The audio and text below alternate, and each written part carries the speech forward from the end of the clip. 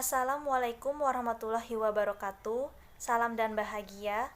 Perkenalkan, saya Cindy Roselina, NIM 2018 008 309. Baik, di sini saya akan menjelaskan terlebih dahulu visi dan misi saya sebagai mahasiswa. Visi saya yaitu menjadi mahasiswa yang lulus tepat waktu dengan gelar cum laude. Dan misi saya yaitu belajar dengan sungguh-sungguh dan disiplin waktu.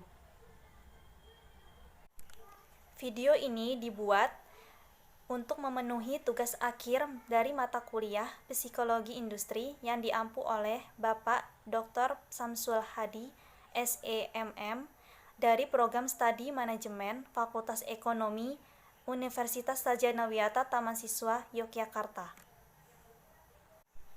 Baik, langsung saja di sini saya akan menjelaskan mengenai konflik dan negosiasi dalam organisasi. Yang pertama, di sini saya akan menjelaskan pengertian dari konflik dan negosiasi itu sendiri.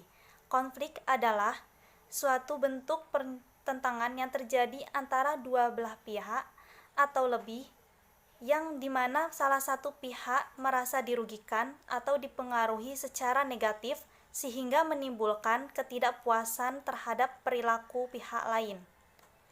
Sedangkan negosiasi adalah suatu upaya yang dilakukan antara pihak-pihak yang berkonflik dengan maksud untuk mencari jalan keluar untuk menyelesaikan pertentangan yang sesuai kesepakatan bersama.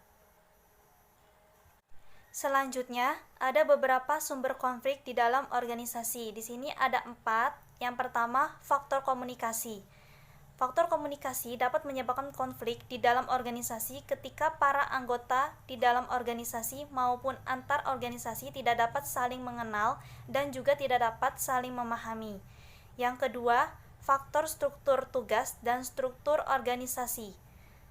Faktor struktur tugas dan struktur organisasi merupakan sumber konflik di dalam organisasi ketika sebagian anggota tidak bisa memahami pekerjaan mereka pada struktur tugas yang ada atau tidak sesuai dalam pembagian kerja maupun prosedur kerja yang tidak dipahami. Yang ketiga, faktor personal. Faktor personal ini dapat terjadi ketika individu-individu dalam organisasi tidak dapat saling memahami, seperti perbedaan sifat, nilai, maupun persepsi, sehingga dapat menyebabkan konflik di dalam organisasi. Yang keempat, faktor lingkungan. Faktor lingkungan terjadi ketika setiap individu tidak mendukung terwujudnya suasana kerja yang kondusif bagi efektivitas pekerjaan, seperti lingkungan yang kurang ventilasi, panas, hingga penataan ruang yang kurang baik.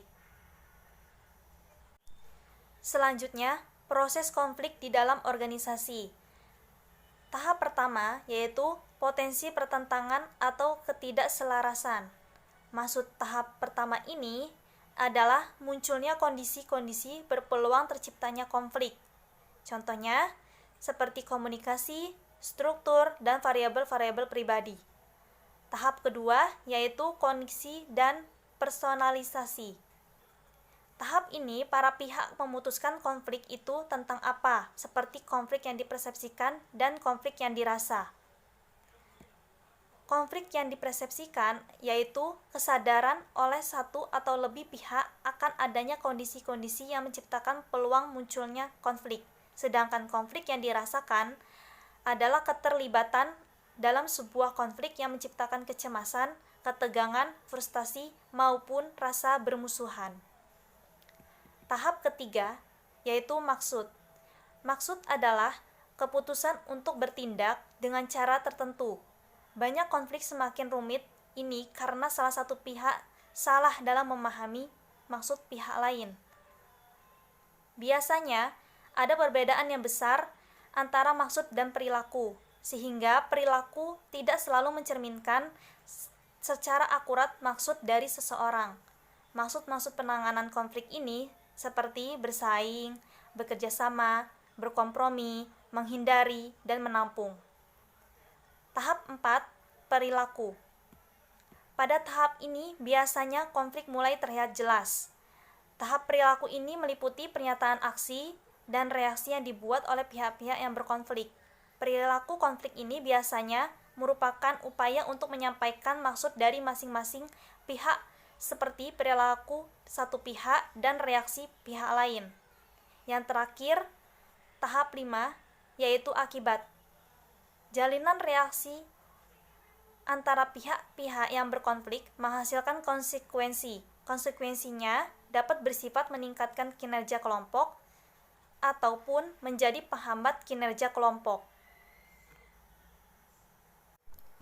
Selanjutnya, proses negosiasi dalam organisasi. Yang pertama, persiapan dan perencanaan. Maksudnya, sebelum bernegosiasi, perlu mengetahui apa tujuan dari bernegosiasi dan memprediksi rentangan hasil yang mungkin diperoleh dari paling baik hingga paling minimum yang bisa diterima. Kedua, penentuan aturan dasar. Maksudnya, setelah selesai melakukan perencanaan dan menyusun strategi, selanjutnya mulai menentukan aturan-aturan dan prosedur dasar dengan pihak lain untuk negosiasi itu sendiri.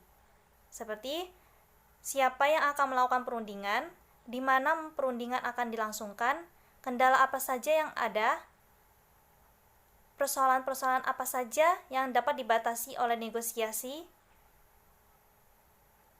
dan prosedur apa yang diikuti dalam bernegosiasi. Dalam fase ini, biasanya para pihak akan juga bertukar proposal atau tuntutan awal mereka.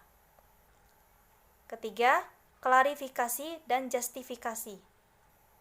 Ketika posisi awal sudah saling dipertukarkan, baik pihak pertama maupun pihak kedua akan memaparkan, menguatkan, mengklarifikasikan, mempertahankan, dan menjustifikasi tuntutan awal. Yang terakhir, penutupan dan implementasi. Pada tahap akhir ini, dalam negosiasi adalah memformalkan kesepakatan yang telah dibuat serta menyusun prosedur yang diperlukan untuk implementasi dan pengawasan pelaksanaan. Sekian presentasi dari saya. Terima kasih. Wassalamualaikum warahmatullahi wabarakatuh. Salam.